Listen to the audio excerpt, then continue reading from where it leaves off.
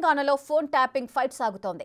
ఘటనతో తమకు ఎలాంటి సంబంధం లేదని కేటీఆర్ చెబుతుండగా మీ ప్రభుత్వ హయాంలోనే జరిగిందని ఉప ముఖ్యమంత్రి భట్టి విక్రమార్క అన్నారు. ఘటనకు బాధ్యులు ఎవరైనా వదిలే ప్రసక్తి లేదని కాంగ్రెస్ ఎమ్మెల్యే ఎన్ఎం శ్రీనివాసరెడ్డి తెలియజేశారు. నాకు ఎలాంటి ఇల్లీగల్ వ్యవహారాలతో నాకు సంబంధం లేదు. ఎవరో హీరోయిన్లను నేను బెదిరించిన అంటది ఆ మంత్రి. ఆమెకు నెత్తుందా లేదా నాకు తెలియదు. నాకు అంత కర్మ ఏంది, నాకు ఈ దిక్కుమాలిన పనులు చేయాల్సిన పరిస్థితి ఏంది. నాకు ఎలాంటి ఫోన్ ట్యాపింగ్ వ్యవహారంతో నాకు ఎలాంటి సంబంధము లేదు. ఈ అడ్డమైన మాటలు ఎవరైనా మాట్లాడితే, చెత్త మాటలు ఎవరైనా మాట్లాడితే వారు మంత్రి అయినా ముఖ్యమంత్రి అయినా తాట తీస్తాము, లీగల్గానే చూసుకుంటాం. ఫోన్ ట్యాపింగ్ జరిగింది మాకేం సంబంధం అంటాడు ఒక ఆయన. నాకేం సంబంధం అంటే 10 ఏళ్ళు పాలన చేసింది మీరే కదా బాధ్యులు. ఎట్లా చేస్తారండి ఫోన్ ట్యాపింగ్? మీరు ప్రతిపక్ష నాయకులను నిర్వీర్యం చేయడానికి ఫోన్ ట్యాపింగ్ వాడతారా? భార్యాభర్తలు ఏం మాట్లాడుకుంటున్నారు, వ్యాపారస్తులు ఏం మాట్లాడుకుంటున్నారు, లేకపోతే ఇంకో అధికారి ఏం మాట్లాడారు, ఇంకో పత్రిక ఆయన ఏం మాట్లాడిండు, జడ్జిలు ఏం మాట్లాడుతున్నారు, లేదా ఇంకో ఆయన ఏదో మాట్లాడుతున్నారు.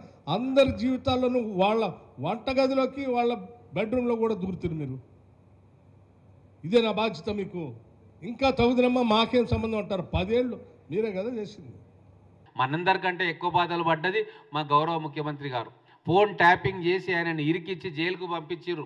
ఆ ఎమ్మెల్సీ విషయంలో ఒక కుట్ర జరిగింది ఆ రోజు. అంటే అందరికంటే ఎక్కువ బాధలు పడ్డది మా గౌరవ ముఖ్యమంత్రి గారు. కాబట్టి కూతురు పెళ్లి కూడా అటెండ్ కాలేని పరిస్థితిలో ఆయన పడ్డ బాధ మేమందరం ప్రత్యక్షంగా చూసినాం. కాబట్టి ఆయనకి బాధ తెలుసు కాబట్టి లోతుల్లోకి వెళ్తాడు. దోషులు ఎవరైనా సరే, ఎంత పెద్ద స్థాయిలో ఉన్నా సరే ఖచ్చితంగా శిక్ష పడుతుందన్న నమ్మకం మాకుంది. అంతర్రాష్ట్రీయంగా ఇంకెక్కడెక్కడో చేసిందనే వార్తలు వస్తూ ఉన్నాయి. కర్ణాటకలో చేసిరు, మహారాష్ట్రలో చేసిరన్న వార్తలు వస్తూ ఉన్నాయి. మరి ఇవన్నీ కూడా కొరాబరేట్ చేసుకోవాలి, వెరిఫై చేసుకోవాలి, సాక్ష్యాలను సేకరించాలి, సాక్షులను విచారించాలి, ఆఫీసర్ల స్టేట్మెంట్లు తీసుకోవాలి. చాలా ప్రక్రియ లీగల్గా ఒక వ్యక్తిని దోషి అని తేల్చడానికి చాలా జాగ్రత్తలు తీసుకోవాలి. కేవలం బట్టగాల్చి మీదేసి ఈయన కాదు అంటే కాదు. ఒక కేసు కోర్టులో ప్రవేశపెట్టినప్పుడు తగు సాక్ష్యాధారాలతో ప్రవేశపెడితేనే దోషులకు శిక్ష పడుతుంది. అది మేము ఖచ్చితంగా నమ్ముతున్నాం. కాబట్టి మెల్లమెల్లగా అన్నీ కూడా బయటికి తీస్తాం.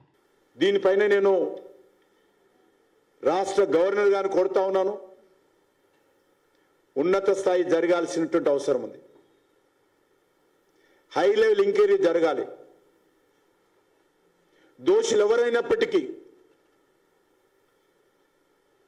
కఠినమైనటువంటి చర్యలు తీసుకోవాల్సినటువంటి అవసరం ఉంది. అదేవిధంగా ఎలక్షన్ కమిషన్ రెస్పాన్సిబిలిటీ ఉంది. ఇందులో ఎన్నికల్లో